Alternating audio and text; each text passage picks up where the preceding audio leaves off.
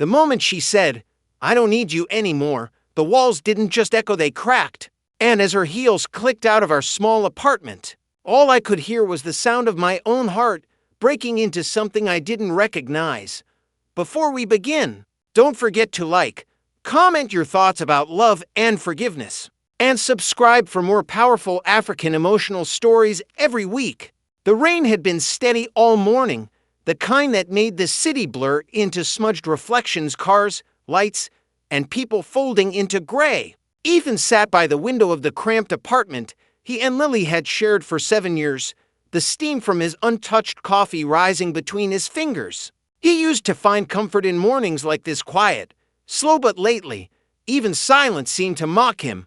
Lily wasn't home. She had been leaving earlier and earlier, claiming she had things to sort with the lawyers about her late father's estate. Ethan believed her. At least, he wanted to. He looked around their living room, still cluttered with little memories that had once meant everything.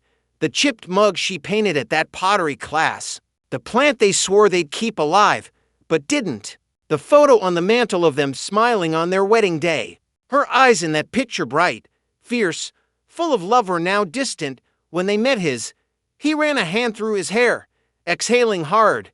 He'd lost his job 8 months ago. He hadn't told her how hopeless he felt some days, how much he hated himself for not being able to give her more. He'd been looking, applying, hoping. But something about Lily had started to shift. She dressed differently, spoke differently, carried herself with a kind of confidence that used to make him proud, but now made him feel invisible.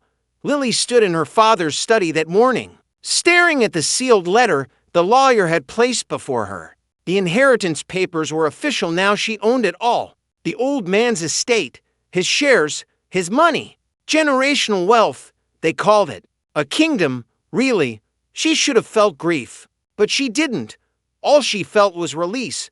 For years, she'd told herself she loved Ethan because he was kind, steady, patient. But kindness had started to look a lot like complacency. Patience, like passivity. When her father died, something inside her cracked open, a realization she couldn't unsee.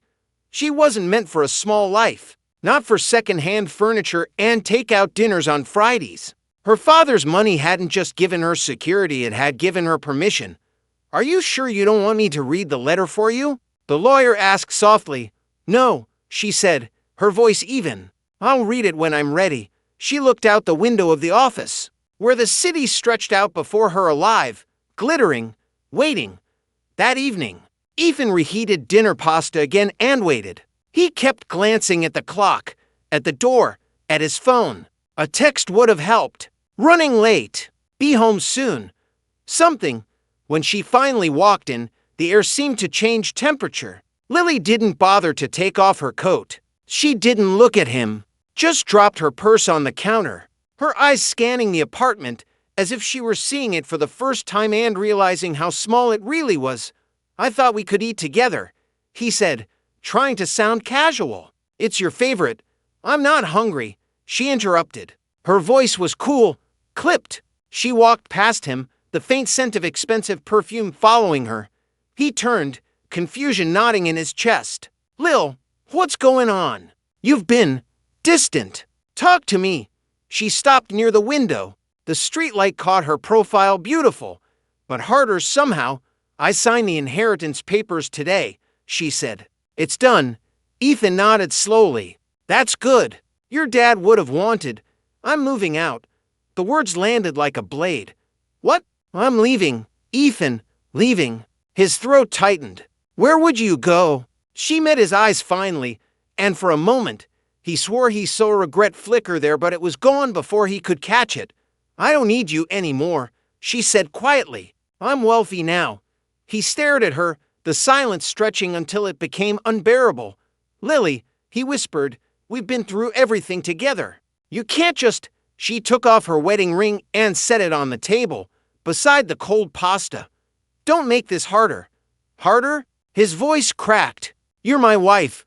"I was," she said, "but I've outgrown this." He wanted to shout, to beg, to grab her hand and remind her of the nights they couldn't sleep because they were laughing too hard. of the promises they made when they had nothing. But he just stood there frozen, broken, watching as she walked to the door. When she reached for the handle, she hesitated. "You'll be fine, Ethan. You always are." Then she left. He sank to the floor, his back against the wall. The sound of her footsteps faded, replaced by the rain outside, and something inside him gave way. He didn't cry. Not yet.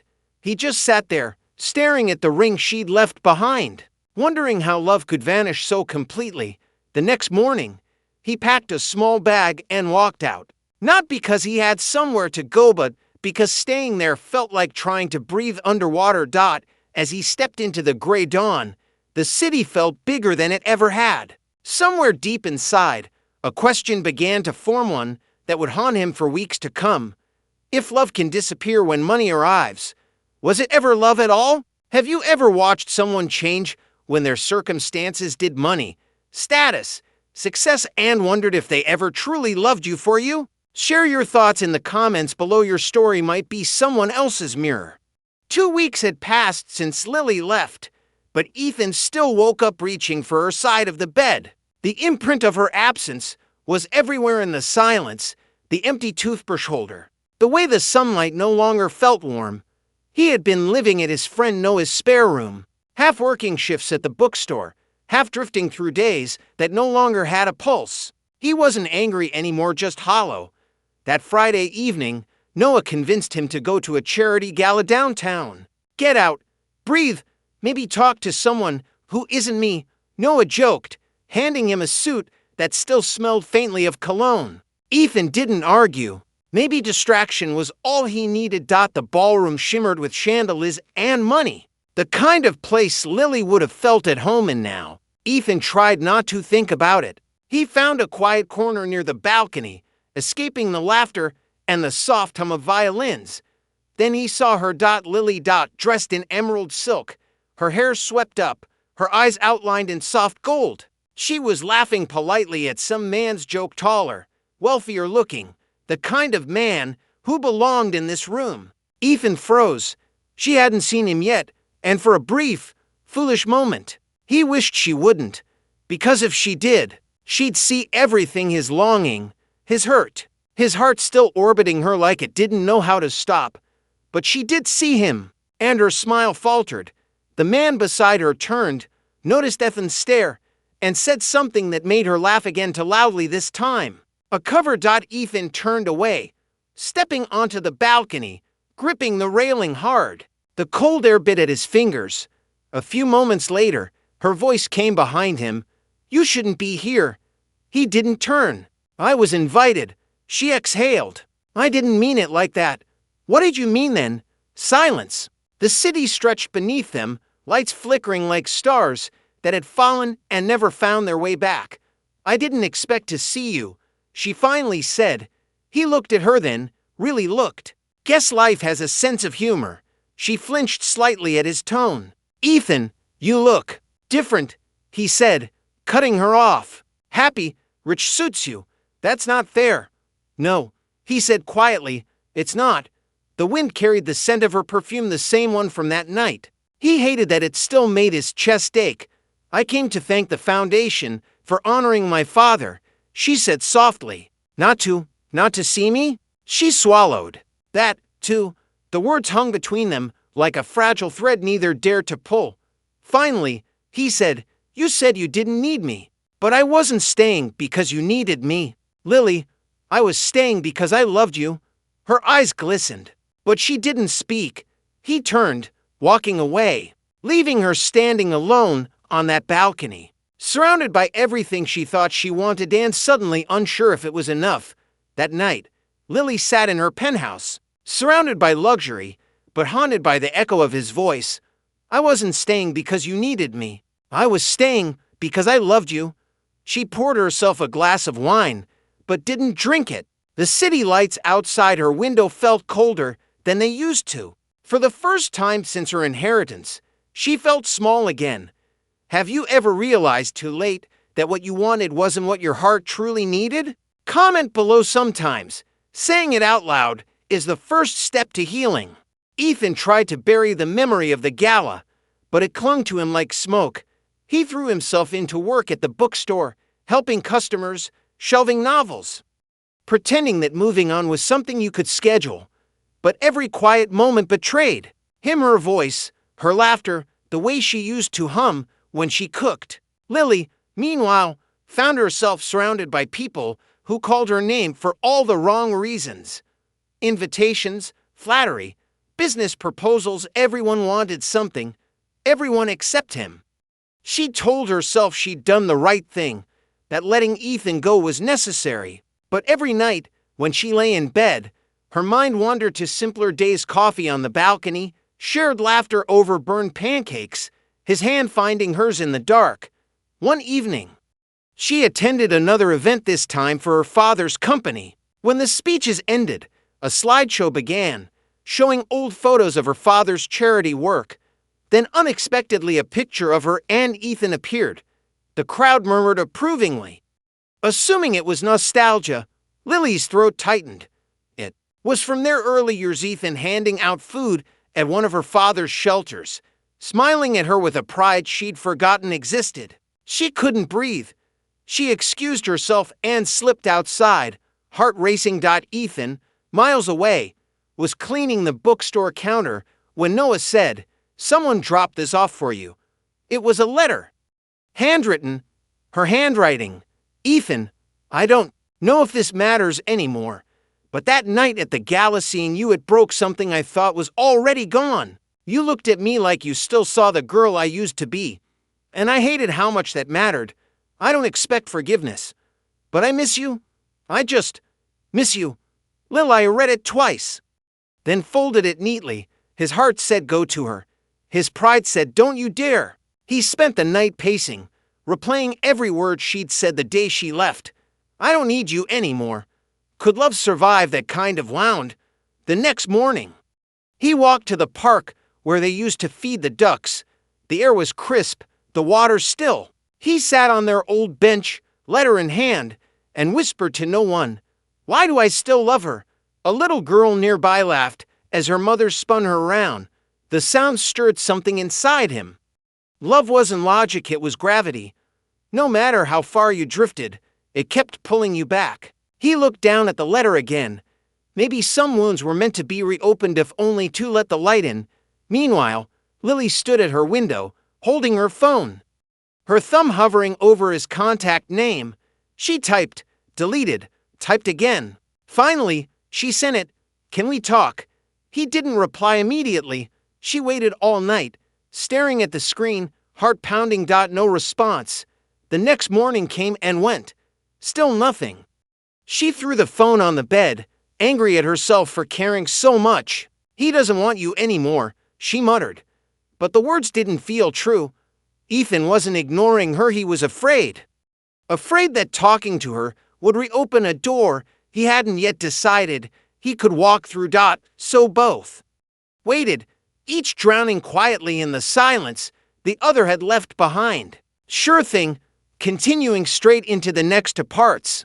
The sky over the city cracked with thunder as the first real storm of the season rolled in. Streets flooded, traffic snarled, and the world slowed to a standstill. Ethan was locking up the bookstore early when a soaked figure stumbled through the door, hair plastered to her face. "Sorry, he started, then stopped or closed. Lily managed, breathless. "I know, I saw the lights. Can I stay until the rain eases?" For a second, neither moved. Water dripped from her coat, darkening the floorboards between them. He nodded wordlessly and flipped the sign to closed. The storm howled outside, windows trembling. Lily peeled off her coat, shivering. Ethan disappeared into the back and returned with a towel and a mug of tea. She stared at the steam curling up between them. "You still make it the same," she said softly. "2 sugars. Some things don't change," he replied. They sat among the smell of old paper and rain. Silence swelled, heavy, but not hostile. "Why did you write to me?" he asked finally. Her hands tightened around the mug. "Because I couldn't keep pretending the money fixed anything. I thought freedom meant not needing anyone, but it just meant being alone with nicer furniture." He looked at her then, the honesty cracking through her practiced calm. And now I don't know what I need. Lightning flared, throwing their reflections onto the glass, a picture of two people suspended between what was and what could be. The storm trapped them for hours. They talked about safe things, first Noah's new dog, the bookstore, her foundation work. But as the night deepened, so did the confessions. I hated myself for leaving, she whispered. Every time I bought something new, it felt like proof I was replacing you. But nothing filled the quiet. He exhaled. I hated you for choosing money over us. But part of me understood. I saw how small our life had gotten. Rain softened outside, turning from rage to drizzle. I never stopped loving you, Ethan. He closed his eyes. That's the cruelest thing you could say if you don't mean it. She reached across the table, her fingertips brushing his. Then believe that I do. He didn't pull away, but he didn't hold on either. When the storm finally cleared, she rose reluctantly. Thank you for not sending me away. Old habits, he said with a faint smile. At the door she paused. Maybe some habits are worth keeping. He watched her leave again, but this time the emptiness felt different, like the pause between breaths rather than the end of one. 2 days later, Lily returned to the bookstore, this time dry, composed, determined. Ethan looked up from the counter, wary but not surprised. I brought something, she said, holding out an old photo album. Your favorite one. I thought I'd lost it when I moved. He hesitated, then opened it. Inside were snapshots from their first year's road trips in a rusty car, a birthday cake half collapsed, paint-smeared walls of their first apartment. In one photo, she was asleep on his shoulder, sunlight spilling across them both. I used to look at these when you worked late, she said, to remind myself why I was waiting. He turned a page and froze. Tucked inside was a folded note, dated years earlier, written in her father's sharp handwriting. Lily, if you stay with Ethan, you'll inherit nothing. I raised you to choose strength over sentiment. Don't let love make you small. Ethan looked up slowly. You never told me this. I couldn't, she whispered. I wanted to prove him wrong. But when he died and the lawyers called, all I could hear was his voice. Strength over sentiment. I thought leaving you was the only way to honor him. So you broke us to keep a ghost's approval. Tears slid down her cheeks. Yes, and it cost me everything real. He closed the album gently. Lily, you didn't have to earn love by destroying it. I see that now. The bell above the door chimed as a customer entered, glancing awkwardly at them before retreating. They laughed through their tears, the tension breaking just enough for air. I don't expect you to forgive me, she said. I just needed you to know it wasn't greed. It was fear. Ethan nodded, voice low. Fear makes fools of all of us. She smiled sadly. Then maybe we're fools together. He looked at her, the same eyes, but softer now, humbled. Maybe. Outside, sunlight filtered through retreating clouds. She left the album on the counter. Keep it. It belongs where the good things started. As she walked away, Ethan opened it once more. The last page held a quote she had written years ago. Home isn't a place. It's the person who waits for you. For the first time in months, he smiled. Maybe forgiveness wasn't a single moment, it was a long road walked by two people willing to turn back toward each other. Ethan found himself thinking about the photo album more than he meant to. He kept it on the counter at the bookstore, and every slow hour between customers, he'd open it to a random page. Sometimes he'd smile. Sometimes he'd have to close it fast because the memories hit too hard. Lily began stopping by once a week. At first, she pretended it was about buying books for her charity foundation. Then she stopped pretending. They'd share coffee behind the counter, talk about small things or a new reading program for kids. His plans to turn the back room into a little cafe space. It was almost normal. Almost. One afternoon, a power outage left the shop dim except for the light through the front windows. They sat on the floor between shelves, surrounded by the faint scent of paper and rain. Do you ever wish we could start over? She asked quietly. He looked at her profile in the half-light. Every day. But then I remember we already did once. The second chance was supposed to be forever. She nodded, eyes glistening. Maybe forever just needs maintenance. He laughed softly. You always did talk like a motivational poster. She grinned. And you always pretended not to like it. He hesitated, then said, You know, I used to think forgiving you meant forgetting what you did. Now I think it just means remembering it without bleeding. She reached out, touching his hand. Then maybe you're almost there. For the first time since the day she left, he didn't pull away. Their fingers intertwined, and something fragile but real sparked between them like a match catching after too many failed strikes. As the storm outside eased, they kept talking about dreams, regrets, the tiny hopes that had survived the wreckage. The world beyond the bookstore seemed to shrink until only that moment existed. When the lights flickered back to life, she laughed. Guess the universe approves. He smiled. Maybe it does. Before she left, she looked back at him, hesitant. Ethan, if I ask you to dinner, no expectations, no promises, would you say yes? He didn't even pretend to think. Yes, that evening, as she walked away into the sunset, something inside him felt lighter. The past wasn't erased, but it had finally stopped being the only story between them. Their dinner a week later was perfect until it wasn't. They met at a quiet restaurant near the harbor, one of those places that smelled of salt and candle wax. For a while, it felt like old times, shared appetizers, inside jokes. The ease of knowing someone down to the smallest habit. But peace is fragile when trust is still healing. Midway through dessert, a tall man in a gray suit approached their table. Lily, he said smoothly, I tried calling you. You missed the board meeting about the foundation. She stiffened. Richard, I told you I had plans tonight. The man's eyes flicked to Ethan, dismissive. Plans? Of course. Ethan's jaw tightened. Is he a coworker? Lily's hesitation lasted one beat too long. He handles my late father's investments. Investments? Richard repeated with a smirk. Among other things. Ethan pushed his chair back slightly. I'll get the check. Lily reached for his hand. Ethan, please, he's just being rude. Richard leaned closer. Careful, Lily, you've rebuilt your reputation. Don't ruin it for nostalgia. The words sliced clean through the air. Ethan stood abruptly. You know what, Lily? Maybe he's right. Maybe this was just nostalgia. He walked out before she could answer. Outside, the harbor wind whipped cold and sharp. Lily ran after him, heels clattering on the wet pavement. Ethan, wait! He turned. For what? Another lesson in humility? It's not like that. You could have said no when he spoke to you like that. You could have stood up for me. Tears stung her eyes. I didn't want to make a scene. He laughed bitterly. You already did. Just not for me. The rain began again, fine and relentless. He took a step back. I thought we were building something again. But maybe you just needed to prove to yourself you could still have me if you wanted. That's not true. Then why do I feel like your charity case? She reached for him, but he stepped away.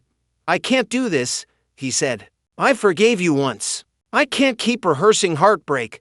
She watched him disappear into the blur of street lights. Every drop of rain, another memory collapsing. That night, Lily sat in her car outside his apartment for hours, headlights off, tears steady. When she finally started the engine, she whispered to the empty seat, I never meant to lose you twice. And somewhere in the city, Ethan sat by the window of his borrowed room, staring at the wet streets below, wondering if love was ever meant to survive so much breaking. The days after the argument blurred together. The bookstore felt colder, quieter, every bell chime at the door, another false hope. Ethan moved through his routines mechanically, stock, sweep, lock up like a man who'd misplaced his heartbeat. No one noticed. You keep staring at that door like you expect her to walk in. Ethan gave a hollow laugh. Hope's a hard habit to quit. When the shop closed that night, he sat behind the counter, her old letter open again, the paper soft from being folded too many times. He whispered into the empty room, do I forgive her again, or finally let go? Outside, the wind pressed against the glass like an unanswered question. Across the city, Lily stood in her penthouse, surrounded by silence that echoed louder than applause ever had. The dress from that disastrous dinner still hung over a chair. She hadn't been able to put it away. She replayed the scene again and again, the flash of hurt in Ethan's eyes, the disbelief when she froze instead of defending him. Every version ended the same. She lost him all over again. Her phone lay on the table, his name still pinned to the top of her messages. She typed, "I'm sorry. I should have stood by you." Deleted it. Typed again, "I still love you." Deleted that too. The truth was simpler and harder. "I'm scared you won't believe me this time." Lightning flickered beyond the windows. She turned off the lights and sat on the floor, hugging her knees, whispering to the darkness, "What's love worth if you keep choosing pride over peace?" The next morning brought no clarity, only exhaustion. She drove aimlessly until she found herself parked outside the bookstore. Through the window, she saw Ethan arranging a display. His face was drawn, but calm, a steadiness she remembered loving. She almost drove away, but then a memory surfaced, his words that night on the balcony. "I wasn't staying because you needed me. I was staying because I loved you." She stepped out of the car before courage could evaporate. Inside, the bell rang. Ethan looked up, startled. "I need to say something," she said, voice trembling. He nodded slowly. "Go ahead." "I froze that night because I was afraid. My whole life, every decision has been about appearances, how people saw me, how they judge me. But when I lost you, I realized reputation doesn't keep you warm at 2 a.m. She took a shaky breath. "I can't ask you to forget, but I can promise to fight differently this time, fight for us instead of against us." Ethan studied her, searching for the lie he feared was still hiding somewhere. There wasn't one. "I've spent so long protecting myself from pain," he said quietly, "that I forgot love is pain sometimes. But maybe pain's the proof it mattered." He reached for her hand. "I don't know if we can get it right this time, Lily, but I want to try." Tears slipped down her cheeks. "Then we try." For a moment they just stood there, holding on like survivors, clinging to the same piece of wreckage, exhausted, trembling, alive. That evening they closed the store early and walked along the river where they used to sit. The sun dropped low, painting the water gold. "I never told you," Ethan said, "but after you left, I kept our wedding ring. I couldn't throw it away." She smiled through tears. "Maybe it was waiting for me to earn it back." He slipped it into her palm. "No one earns love. They just keep choosing it." She nodded, fingers closing around the ring like it was a heartbeat she could finally feel again. Winter came soft that year. Snow drifted over the city in delicate veils, quieting the noise that had once filled their days. In the bookstore, a small sign appeared on the front door, "Closed early for private event." Inside, candles glowed in glass jars, their flames flickering against shelves lined with stories of every kind: love, loss, redemption. In the middle of the room stood Ethan and Lily, surrounded by a handful of close friends. Noah smiled from behind the counter, pretending to fix the coffee machine just to hide the tears in his eyes. Lily wore a simple white dress, nothing extravagant, just soft fabric and sincerity. Ethan's hands trembled slightly as he held hers. "This is where we started again," he said quietly, looking around the little shop. "Seems right, it's where we promise again." Lily squeezed his fingers. "It's the only place that ever felt like home."